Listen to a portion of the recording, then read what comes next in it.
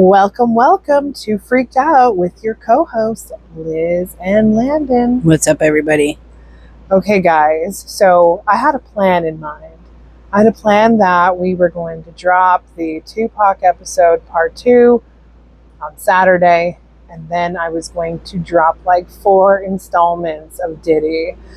But all this shit is literally rolling out as I'm writing it. So I'm going to give it to you guys all now before someone else gets to it, because holy hell. So this episode is going to be a little bit on the longer side, so just make sure to caffeinate yourself to watch the whole thing, because you're not going to want to miss this. As you all know, we have been covering Diddy quite a bit. I was probably one of the first people last year to talk about Diddy getting arrested and what was going to happen there and everything in relation to that, and it has spiraled since then. Oh, yeah. And everybody was like attacking you and like trying to shut you up on TikTok. TikTok wasn't allowing your videos to go out, nothing. Yeah, can we talk about that for a brief moment here, shall we? I am still triggered all to hell on all the shit that I had to deal with on TikTok. Basically, I was just continuously silenced. I had just started the new TikTok account a few months prior, and basically they were telling me that my video had some sort of copyright infringement, but I didn't even take those copyrighted photos. Those photos were actually a non-copyright. And when I would dispute it, they would still argue with me. I know for a fact that Diddy was trying to silence me, or at least his team was trying to silence me before all of this chaos came out. I had posted about 15 videos and only 4 of them circulated. Can you believe that? That was extremely annoying and super frustrating because, you were trying to put this prediction of everything that was going to come out and only 4 actually got some sort of circulation. But what I find funny is that ever since everything came out with P. Diddy, now nothing is getting silenced. Like everybody's allowed to talk about it now, which is crazy. Yeah. It is, and it's because at the time they had control. Now they don't have any control anymore. So, but we did talk about him a little bit on the podcast, but unfortunately, you guys like the visual. So that's why we actually wanted to start this YouTube channel more than anything else, was because of Diddy and me being silenced. No more. So we're going to go right into it. Now, this is not going to be the only Diddy episode we do, but we're going to start from the absolute beginning. Well, I know that today's episode is going to be a big one, so let's get into it. Oh, yeah. You ready for this? I know I am.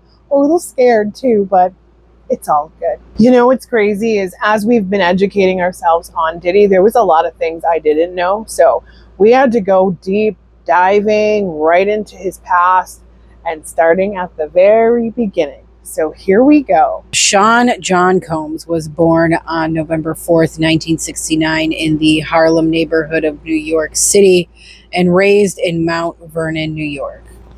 And as we determined, he's a Scorpio. Now, I'm not knocking on all Scorpios, because you're not all like this.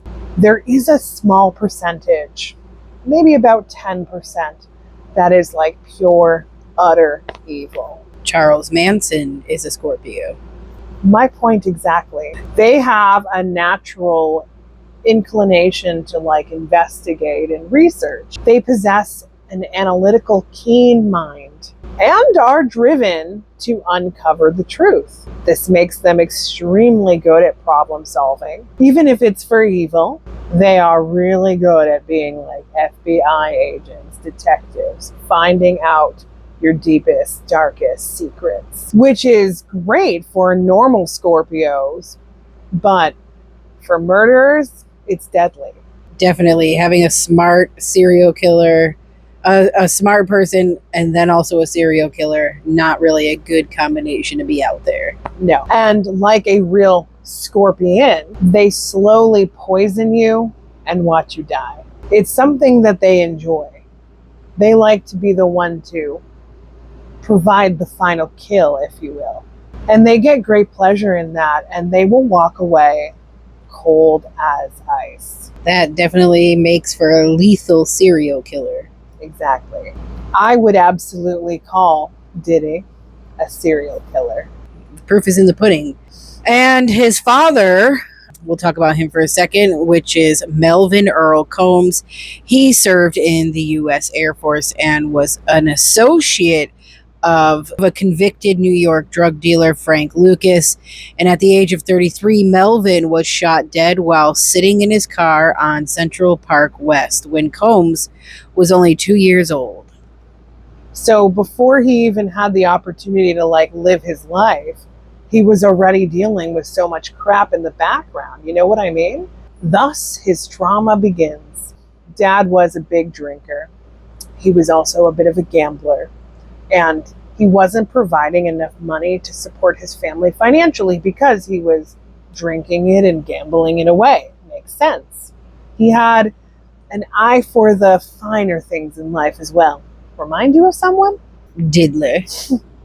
Now, he and Frank Lucas, which, by the way, I looked into Frank Lucas too, and dude had a reputation. We're gonna talk about him a little bit later, but they had a very special relationship between them. I'm thinking that the two of them were actually lovers. Now, Frank Lucas only just recently died in 2019 and at the age of 88. Now, in 1976, he was convicted of drug trafficking. He was also sentenced to 70 years in prison. But, when he was thrown that 70 years, that's when he decided that he wanted to become an informant. He and his family were placed in witness protection. Now, he actually ended up providing enough evidence to lead to more than 100 further drug-related convictions. So he got out. He also did some other crazy shit, but he didn't have to go back to prison. He ended up getting only 5 years probation due to his declining health. Do you feel like he has any sort of connection to Diddy? I feel as though because he and Diddy's father had that romantic relationship, he was indebted to Diddy. I feel like he reached out to Diddy a few times throughout his career before he passed away. Give him some advice on how to deal with drug trafficking related things, sex trafficking, the works. Wonderful conversations. Basically, how to stay away from the cops and off the radar. Now, do we know why Diddy's father was murdered? Ooh, good question. Because of everything that Frank had done, they were going to take out everyone. They were trying to find out where the fuck Frank was. It was good that he was in that protection, because if he wasn't, they would have killed him. But they killed everyone looking for him. So that is why he ended up getting murdered. And I think that's another reason why Frank felt like he had to be there for Diddy in that not so great way. Now, did people know about them being lovers? Frank and Diddler's father? I don't believe that they knew. I think this was something they kept amongst themselves. It just kind of happened one night. The two of them were hanging out, and then they just started aggressively having sex. Yeah, they were basically just trying to get information out of him, and then they were like, if you don't give us information, we're going to kill you. And then pop, I think he killed him. I think he was killed from that reason. If Diddy decides to watch this from a jail cell, he'll find out he has much more in common with his dad than he even realized. That's for damn sure. Now, Combs was raised a Roman Catholic, and he also served as an altar boy. Interesting. This is the part that gets a little bit sad, but you can also find, little details about where Diddy's major trauma comes from. He didn't have a father. He had a lot of really poor, shitty male role models around him, including those of the church. I think he was kind of forced into being an altar boy, and I don't think he wanted to do it at all. I feel like I keep seeing a young Diddy throwing a huge tantrum, not wanting to be that altar boy. Makes sense. And sadly, I do feel like Diddy, alongside of a few other of the kids in his church, were sexually abused by priests and priest proxies, all the people that kind of hang out with the priest. I feel like they were all involved in sexually raping the little boys in that specific church. I see that Diddy didn't want to go anymore, but he had to be a proper boy. So that was kind of, I guess, his punishment. Sick fuck. And, he didn't really have any guys to turn to. So, I mean, what could he do? This is, part of life where, yes, he was a child. Yes, there were a lot of people that let him down. But with that being said, there's many people out there who have dealt with this specific trauma or traumas in relation to being abused as a child. Are you going to fix it? Are you not? If you choose not to, you're going to hurt other people because you didn't fix it. You didn't stop that trauma. Like, it's a vicious cycle, that toxicity. You can make choices. You can better your life. You don't have to become what was done to you. It sucks that all that shit happened to him, but he really should have been a hero in this. He could have been like, because of everything that happened to me, I'm going to make a difference in the world, Exactly. And he became famous, and he could have done something about that, trying to make better youth programs. Talk about what happened to him as a kid. Exactly. Talking about what happened to him as a kid, maybe making a foundation for kids. So now we also know that he played football for the academy, and his team won a division title in 1986. Dirty Diddy said he was given the nickname Puff as a child because he would huff and puff when he was angry. And his behavior wasn't corrected. He still does that to this day.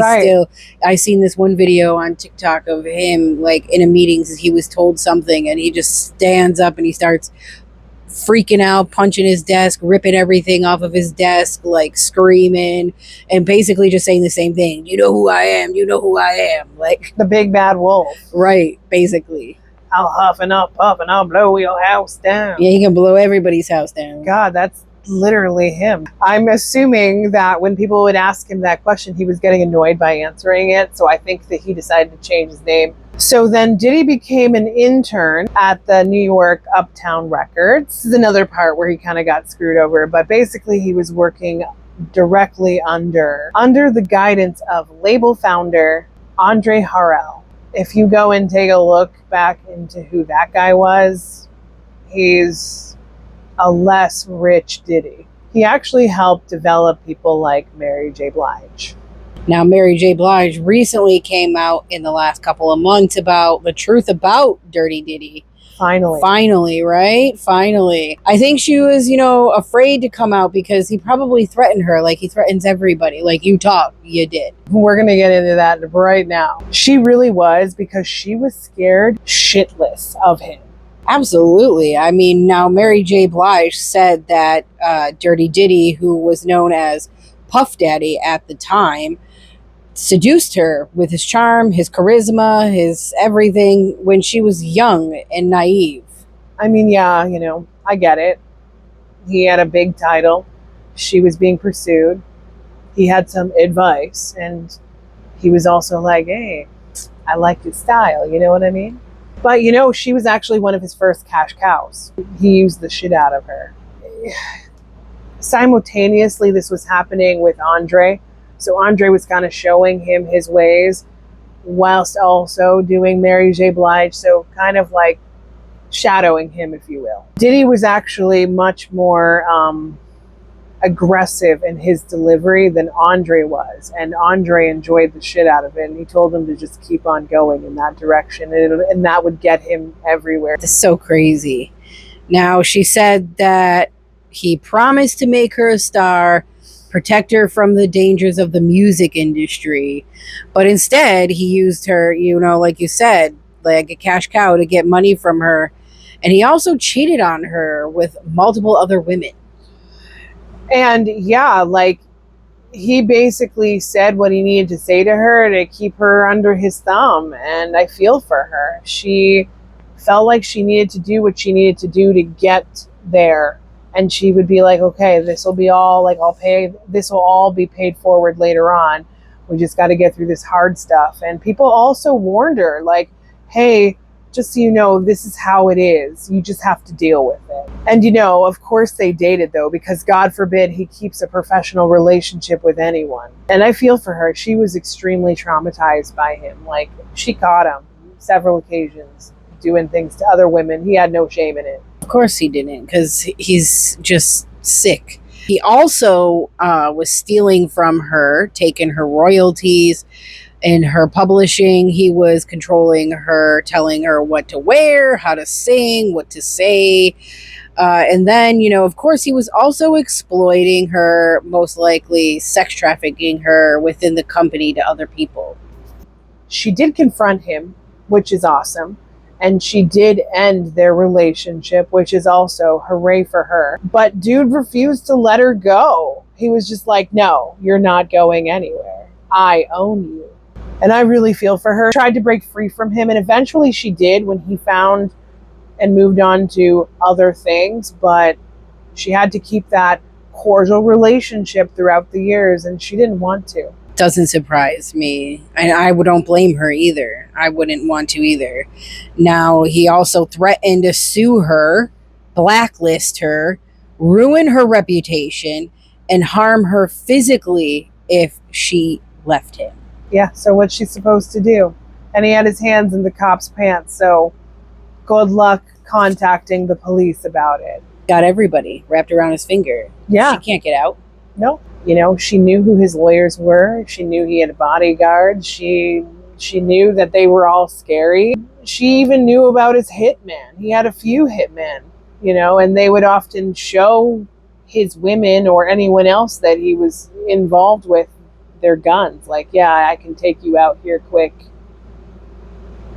He would do things to blackmail her. So he would throw a gun in her purse and then be like, oh, you've got a gun. You're going to get in trouble, if you leave. I may tell the cops that you had a gun. You shouldn't have an unregistered gun. What's your problem? He would try to put these things back on these women so they were scared for the rest of their lives. And it happened for a long time. He would tell her I'm going to report this back to the Illuminati too. Did Diddy ever physically abuse Mary J. Blige? She has a song out there called Whole Damn Year. And I know she didn't write it, but I feel like she was looking for a song to express her feelings on all of the Diddy related shit. And I listened to this song and it really felt like you can truly feel the authenticity of her pain through it. There's one chorus in it and it gets me every time I hear it. It starts like this. See, winter took my heart. Spring punched me right in the stomach. Summer came looking for blood. And autumn I was left with nothing. I feel like she was kind of indicating that winter was the time that they fell in love. And by springtime, he hit her for the very first time. Summertime came and he beat the living shit out of her like he had many women before and after. And then by fall, he threw her out like she was yesterday's trash. Like nobody wanted her. Told her she was pathetic. I'm done with you, bitch. That kind of energy. It's fucked up. That is super fucked up. Diddy's college days, Dirty Diddy had a reputation for throwing parties, as he still does to this day, as Jaguar Wright calls them, freak-offs. Mm-hmm. And some of which ended up to having 1,000 participants. Oh, yeah. And some of those college parties, girls are now stepping forward and talking about Diddy in college and all the shit that he would do, including beating them with belts in front of other students because he liked to degrade women. What a piece of shit.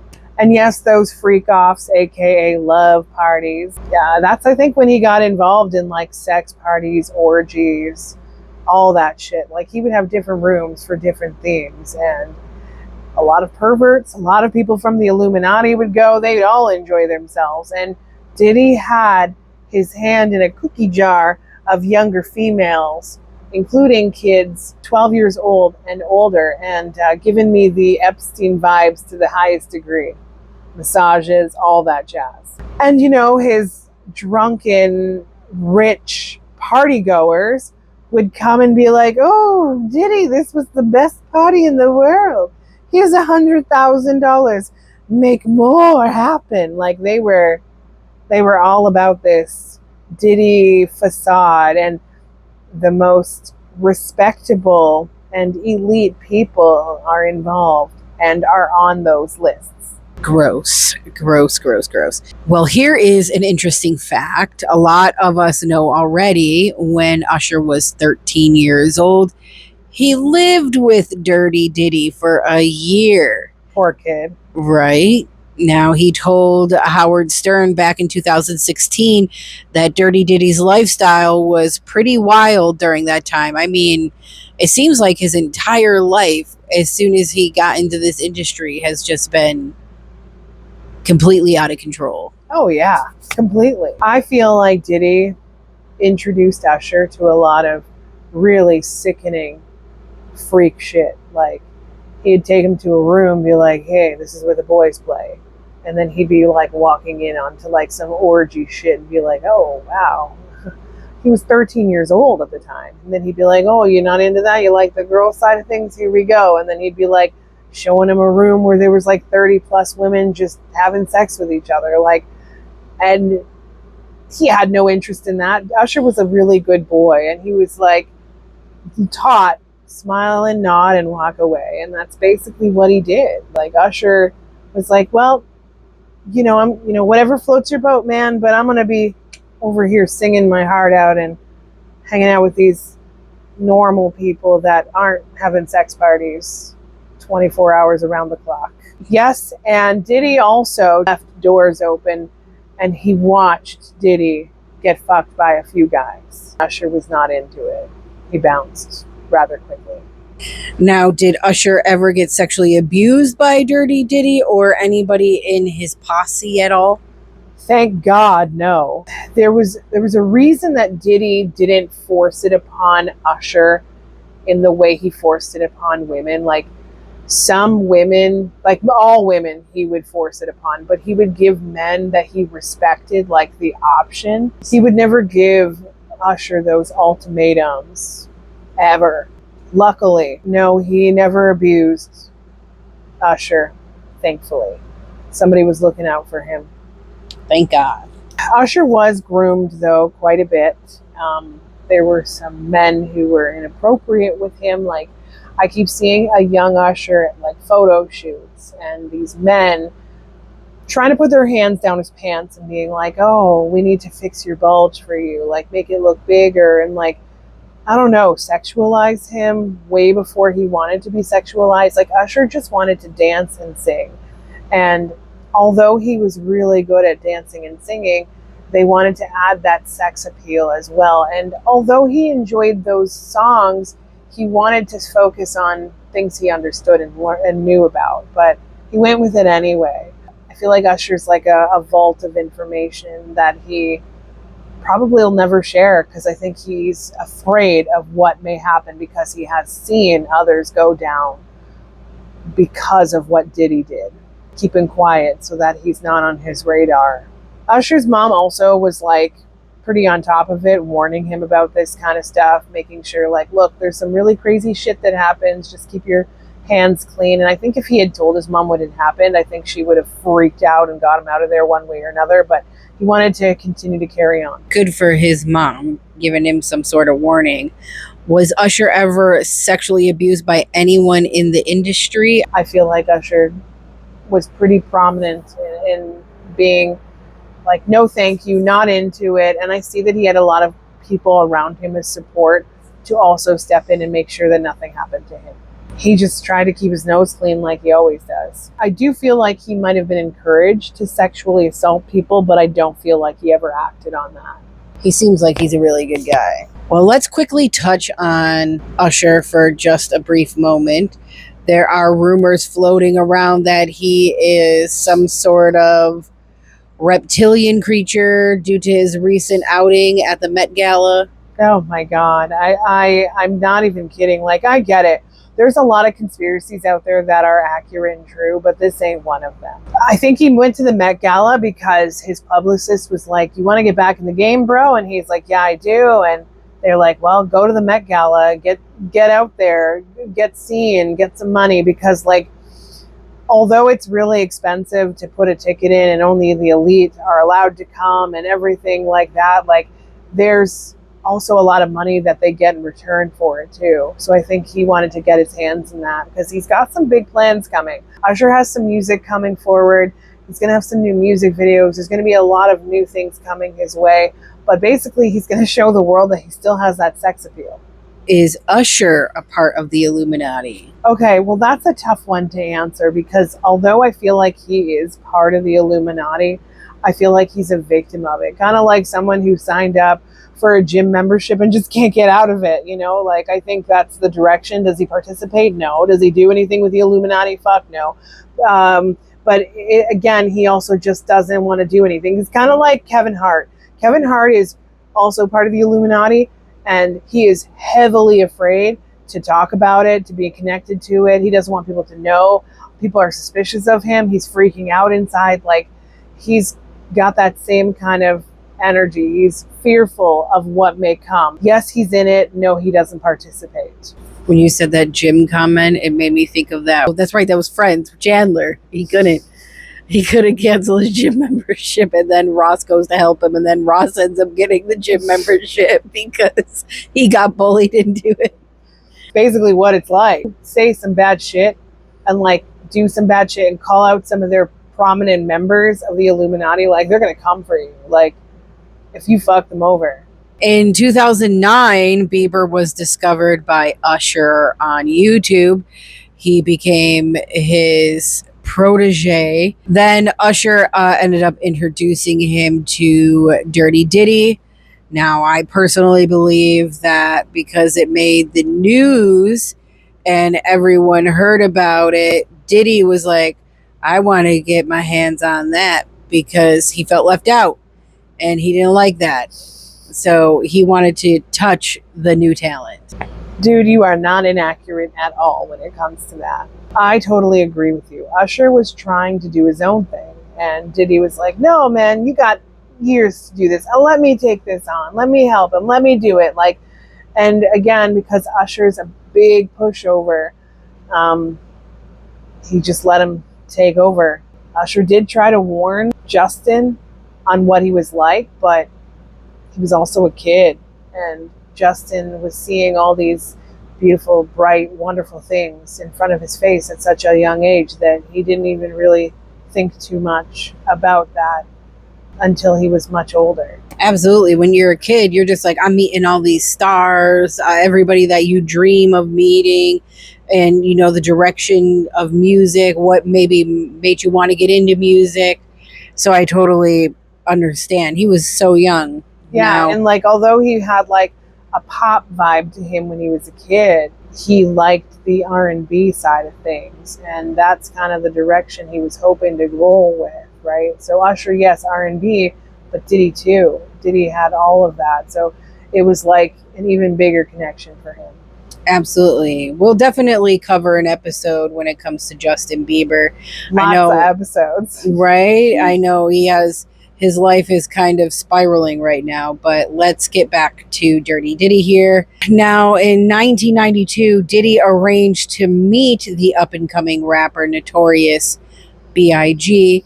after seeing him featured on a magazine, which doesn't surprise me because he always wants to get his hands on that new talent, and he wants to make them all his cash cows.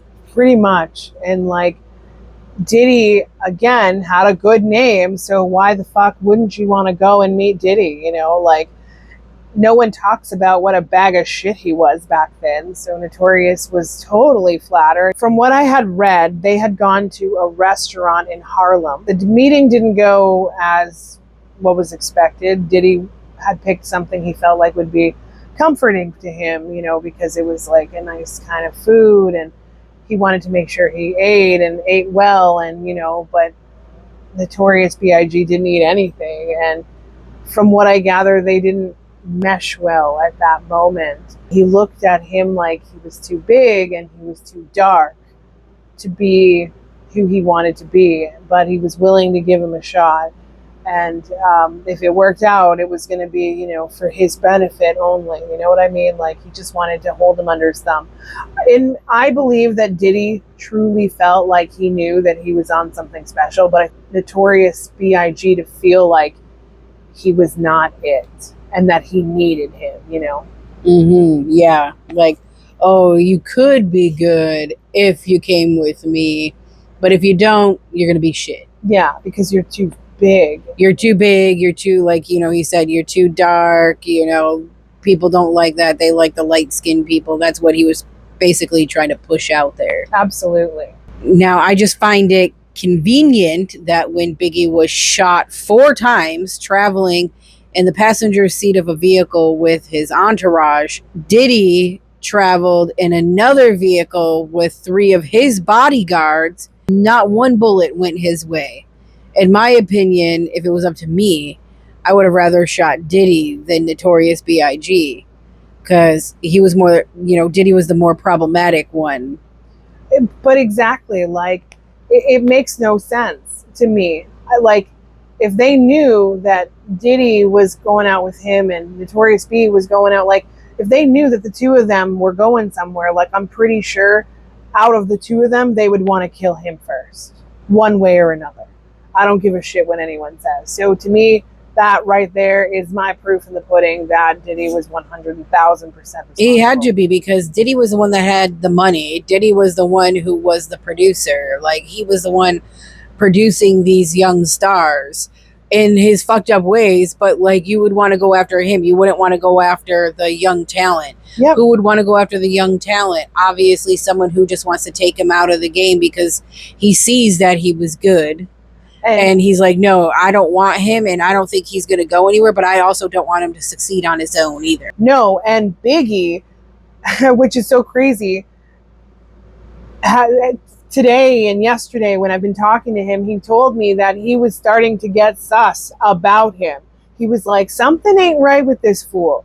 And he started to want to be the shot caller. He was like, no, I'm going to do this. I'm going to take this on. I want to do this. I want to do that. And Diddy's like, oh, look at the big guy. Now all of a sudden you want to do everything on your own. Now that you're all big, now that I got you here, now you want to do your own thing. And they were fighting heavily before he got shot and killed. I mean, makes sense. He's, like I said, he wants to take him out because he's like, I don't want you to become successful on your own. I don't want you to do anything without me being a part of that. Absolutely. And it's fucking bullshit. And Notorious B.I.G. wanted out of the crap, the garbage, because there was a lot of gang-related shit going on too. Like, Diddy caused a lot of problems, a lot of animosity that didn't need to be there. Like, his goal, Tupac's goal, was to make those changes. Both of them wanted that. But Diddy wanted to cause more problems.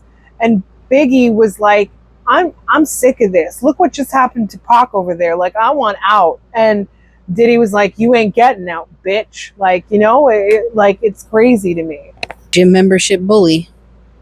Exactly. Do you feel as though he was involved in his murder as well? I do. I really do. I feel like he is the one that sent it off. Anytime anyone said no to Diddy, he'd be like, yeah, you're going to say no to me? Guess what's coming for you? Pop, pop.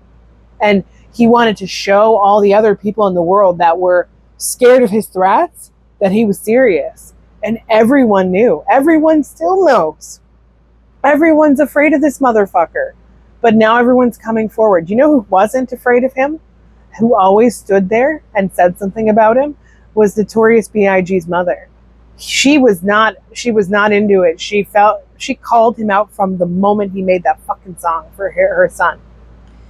Props to her. Props to Mama B.I.G. She was like, I don't have no fucking connections to that piece of shit. And she's been calling it since day one. And I give her props because she was not afraid. She definitely deserves all the props. If I haven't said it yet today, but that guy is disgusting, disgraceful, and a waste of human flesh. He really, really is. He literally came into this world and got rid of so many iconic figures. It's fucked up.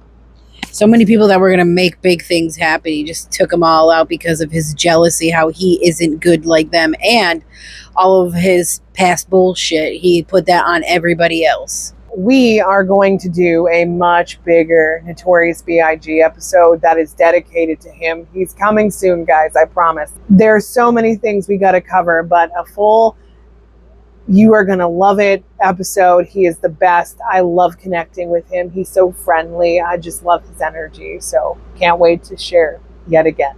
For me, what was wild and crazy as I've been reading through it, but it was only 2 weeks after Biggie's death that he came up with that song. And they ended up releasing a double album, which, how the fuck did you get all that done? You know what I'm saying? It just doesn't make sense. It's been in the plan, in the works for a while. Diddy decided to call upon Faith Evans, Biggie's woman, to help him put it together, to get that emotional aspect.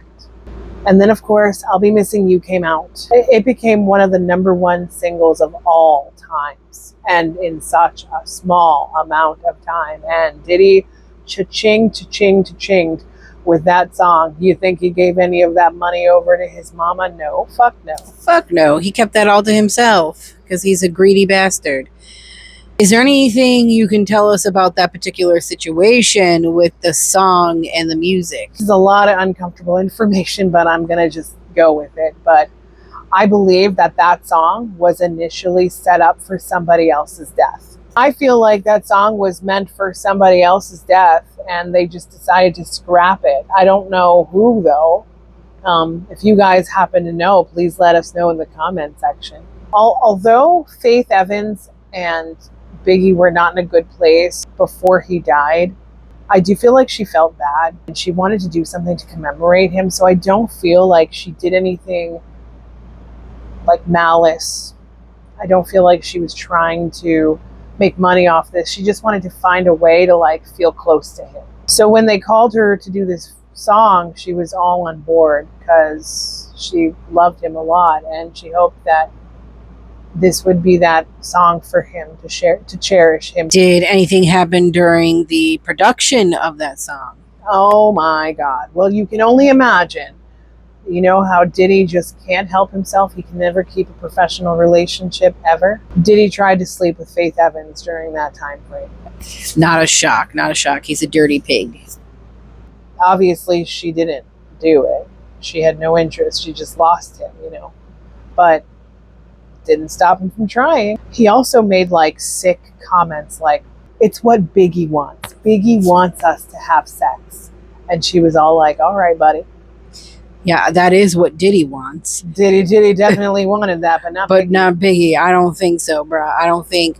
You just killed him. You just had his murder set up and was involved in it. But yeah, his girl want to sleep with you. Get the fuck out of here. Oh yeah, I also see that Diddy has like this golden book. It has like little golden pages, and he writes down all the celebrities he's ever slept with.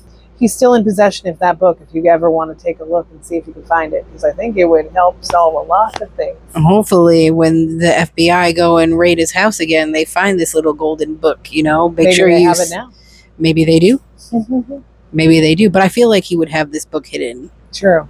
He's still not done with his list. There's been some claims. Notorious B.I.G.'s mother says that Dirty Diddy and Lil' Kim misused his name. Does he feel as though Lil' Kim misused his name? He still has a huge soft spot for her. And although he knows that she loves him, but he doesn't feel like Faith Evans. He feels as though Kim was more rebound girl. I don't know how to explain it. Like, he loves her. He thinks that she's a great human being. He has no ill will towards her, but he definitely feel like she did at times misuse his name. She was also trying to find a way to alleviate her pain, her hardship, her stress. So it isn't completely bad. His mama's trying to protect him, though, with saying all that. Well, Diddy had a lot of women in his life, and we're going to talk about all the ones that have publicly come out forward as his girlfriend and discuss any of the details that took place in each one of those relationships, starting from beginning to end. Yay! He does have a lot of kids. He has 7 children. So his first child was born in 1993 to fashion designer Misa Holton. It looks like the relationship was not that long. Is there anything to say about this particular relationship? It was a pretty quick relationship. She saw who he was very, very quickly. Had zero interest in being part of like that type of life. Didn't want to raise her child in that type of life. I don't believe she received a lot of abuse. So on the scale of Kim Porter's abuse to J-Lo's abuse, you know, she got a little bit more than J-Lo did. I do feel like he raped her though. I think she keeps quiet to protect her kid. Basically, that's the energy I feel. Well, we're going to talk about Kim Porter next. Diddy and Kim had an on-again, off-again relationship from 1994 to 2007. He actually raised and adopted her son, Quincy. I believe that he adopted Quincy because the father is a rival of his in the music industry. Mm-hmm. Oh, yeah. He did that intentionally. He was like, yeah, fuck you, motherfucker. I got your kid and your woman. It was like he was infatuated with Kim, and he gave her everything he thought she needed. She fell in love with him so quickly because her man at the time was just not giving her any attention. So dude came along, gave her some attention, and she fell for it hard, but didn't realize how bad he was for quite some time. It was honestly all about power and control for him. And I don't feel like Kim really even wanted to go through the adoption process with him, but it kind of forced her into it, and she was infatuated with him, so she just went along with it. They then had their own son born in 1998, and they ended up having twin daughters born in 2006. And then sadly, Kim Porter died of pneumonia on November 15th of 2018, which I find a little fishy because you're rich, you're famous. How do you die of pneumonia? He had his hands in that cookie jar as well. I've talked to Kim Porter. I haven't talked to her much. She's new to my roster of spirits and communicating. He was so abusive towards her, and every time they got together, the abuse would get worse and worse and worse. And she tried to keep this from her kids. Although they did witness some things, she tried her hardest to prevent the kids from seeing things. The kids loved him. So because the kids loved him, and because he was like, he'd come in like a celebrity, like, hey guys, he wouldn't spend much time with them. But when he did come in, the kids were infatuated with him. I see that imprisoned her. He shackled her. He kept food from her. He allowed her to urinate on herself. He didn't let her shower unless he wanted her to shower. Like, dude did some really fucked up things to Kim. And when she needed medical attention, he refused to get it for her. And there were times where he would keep the kids away as like collateral. Well, bitch, you're going to listen to me so you can see your kids. And she would. That is awful. That is terrible. He ruined so many people's fucking lives. So many people's fucking lives. So many people. I hope he pays heavily. I hope people fuck him up in prison. Like I feel like he's gonna have it good in prison too.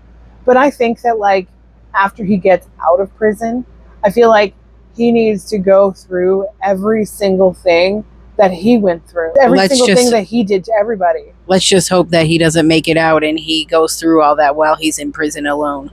I know he's going to go to hell. I do know that. I know he's going to go to the bad place. And fuck, I think he's on the same scale and level as Jeffrey Dahmer. You ain't lying. Now, I know you've addressed this many times. I know you say that you believe that he ultimately was the reason that Kim Porter died. Do you have any more information on that, why you believe that? Well, I know she was in her Los Angeles home at the time that she was found dead.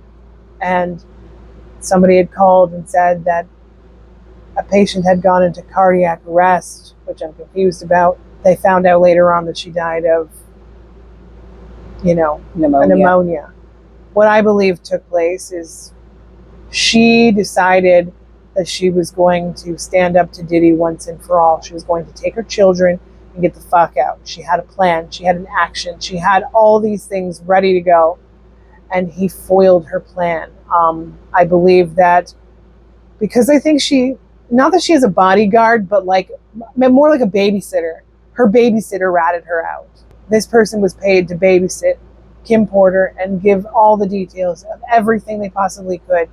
And then Diddy's like, you're going to fuck with me, I'll fuck with you. And I feel like he injected her with something which started this heart attack.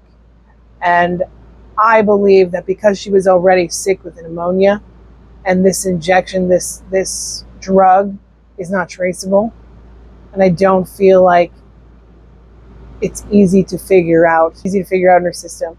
And so he just went with the story. I also feel like it was a few hours that she was laying dead there. I feel like he intentionally distracted everyone because he sat there and watched her die, just like the scorpion. I also hope that this stuff, that he's done to these people, specifically her, is done to him. And I hope it's in prison. I hope they starve him. I hope they beat the fuck out of him. I hope they shackle him to a wall and just fucking whip the motherfucking shit out of him while they're blasting him with freezing cold water, and then just leave him there in the wetness, in the cold, so and that he's inject frozen. him and then bring him back to life, and then inject him and then bring him back to life. Fuck him right up. I know. I am so disturbed by all of the disgusting things that this man has done, and we don't even know it all. There is so much more. I really could just be here all day talking about the abuse, but we are going to do our own Kim Porter episode as well, dedicated to her and what she went through with him, because there's a lot more stories. There is a lot of claims out there of abuse, for sure. Also, including how he broke her nose and covered it up, and that Donald Trump Jr.'s ex-wife was best friends with her, and that only weeks earlier she was tremendously scared of Diddy. Yep, and she put that out there, and I'm glad that she did, because it's true. She told a lot of people she was afraid, and she didn't get to get out much and communicate with people, and she was healthy.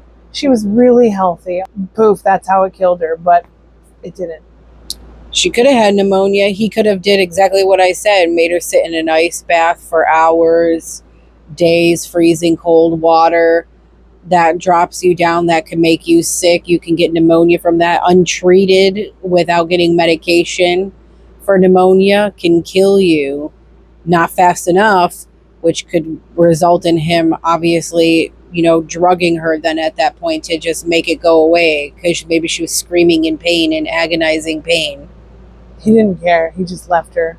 He looked at her like a piece of filth. He treated her such, and he told her she was. The pain and hurt that I feel from her, oh fuck. I'm so glad, because there are people now stepping forward with petitions to get her case reopened, and I hope they do it. And I think that at some point it's going to happen. I feel it. I feel it in my gut, but I think he'll be in jail. I think he'll be in jail when all that happens, because there's a lot of people that are still afraid to say things. Of course they are. Of course people are afraid to say things. You don't know what this fucking psycho is going to do. Now, we all know that Diddy loves being the center of attention after somebody dies. Like, it's like he's like a magnet for that. Now, he killed them. Right. That's like his guilt is like eating him alive, so he's got to put it out there in some way. He wrote that Kim was more than a soulmate in a tweet after she died. Oh yeah, he was definitely looking for a pity party there. He had to make it look like he didn't have anything to do with it, and that she was the woman of his life, but in reality he was fucking every Tom, Dick, and Harry you can think of. Men, women, you name it, whatever, animals. He had no boundaries. I don't even want to call it a funeral. It was like a party and then an after party, which in my gut is sickening. He was telling everyone at this funeral that it was what she wanted, which it wasn't. Nobody wants that.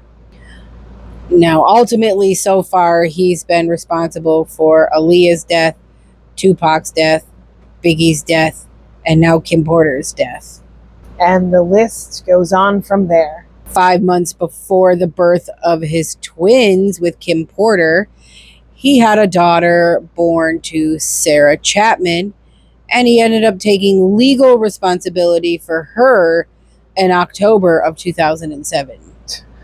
I mean, he did that because, again, he doesn't believe, and he believes that he should be the sole main provider. Nobody gonna take my baby from me. So, like, he forced her hand, and she didn't want to do it. But again, I'm gonna get you killed. You see how many people died. Like, you know what I mean? Like, he uses all the same fucking lines. Gym member bully. Gym member bully, exactly. And you know, like, a lot of these women are not wrong. He's really good at charming you. He will come in and look at me like, oh, you're the most amazing woman in the world. And then he like pulls them in, sucks them in. And then he's like, yeah, and what? Now you're going to learn who the real Diddy is. Oh, fuck you. In my terry cloth robe, you know? Oh my God. He's dangerous. He's super dangerous. He also had dated J-Lo for a brief period of time. Did anything happen with her over there? I mean, she's crazy too, so obviously it didn't last very long. I think that their relationship was like a stunt, like a publicity stunt. Like, they were forcing them together. I don't think that J-Lo was as interested as Diddy was interested in her. But anyways, they made it work. I feel like because she was like prime real estate at the time, he was very careful on how he handled that. So I don't think he abused her. He did tell her, you know, some crap. He made her feel like shit. But in reality, she was in complete control of her life. And when she was over the Diddy chapter, she walked away. She witnessed him do some crazy shit too. But she would never share that information, ever. She's just very tight-lipped, says nothing. I feel like she was involved in some illegal drug activities with him and illegal issues. I feel like she knows a lot of things. She's a vault of information from Diddy. But I feel like she's loyal to him. I think even to this day, she's not that she doesn't believe what he's done, because I think she definitely believes it, but she doesn't feel like she needs to come open her mouth about any of it. She's just going to leave it as is. We all know what happened with Cassie so far. I mean, that is also just 11 years of bullshit that started off 6 months into the relationship, and she received as much abuse as Kim Porter did, but the only difference is that she was able to get away, luckily. In October of 2022, he had a daughter, and the mother's name is Dana Tran. Anything particular you want to mention regarding this? Diddy always wants everyone to like make things happen for him. So I feel like at that time he was like, I want another baby. I want another baby. I want a baby.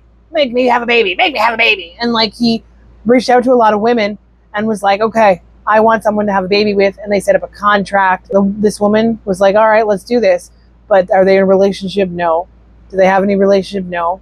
He pays certain money for her to stay a certain way, but she's afraid of him too. She definitely knows she made a mistake there. No relationship at the time, thankfully. And I feel like this is going to be the one child that actually gets to stay away from Diddy, thankfully. She also has signed an NDA, so she can't really talk about the situation at all. Does he currently have any sort of real girlfriend? I feel like there's a woman that's in the background that isn't a celebrity, maybe like a D-list model, a very small woman. She's young and naive, really young. And I think that she's in the background of his life, but I don't feel like we're going to hear about that too much until after he goes to jail. Well, last year you called it that all these things were going to happen with Dirty Diddy, and they're certainly happening, and they're going to continue to keep happening. In the last week, we've had multiple things come out about him, including one of Diddy's ex-friends that was part of the Bad Boys coming forward and telling their story about the alleged abuse and violence. Finally, Notorious's mom is coming to the surface saying that she wanted to slap the life out of him too, and which is why we're putting this out there now, because I want you guys to see it here first. But we're not done. We've got hours and hours and hours upon information on Diddy. As we continue to keep talking about it, we're going to make more connections, even things that we haven't even had come out in the media, but you guys are not going to want to miss it. But next week, guys, we are going to be covering the Carters. which that was a crazy documentary. If you guys haven't watched that, it's Fallen Idols, Nick and Aaron Carter. I'm sure they're going to pick other people too, but this specific one with them, that is so crazy, especially because at the time when we did Aaron Carter's episode, he was newly gone, and he was still very scramble brained with everything. But now that it's been a little time, I feel like he's ready to continue on his journey of taking down his family and the industry. fucking right he is. Aaron's got a lot to say. Now Landon made a connection here. We just got this doll, right? We just changed up her clothes, and her name is Bonnie Jean. But Nick Carter's sister, her name is what now? Bobby Jean. Exactly. I think that this doll is associated with her. And that's what I think. When I look at her, I just keep hearing Bobby Jean. So I'm going to keep trying to talk to her. You might see her a little bit in the next episode because I really feel the connection there too. Now that we got her clothes changed, I haven't had much time to communicate with her, but she hasn't said no either. So I'm thinking Landon's right. But anyways, guys, until next time, stay freaked out.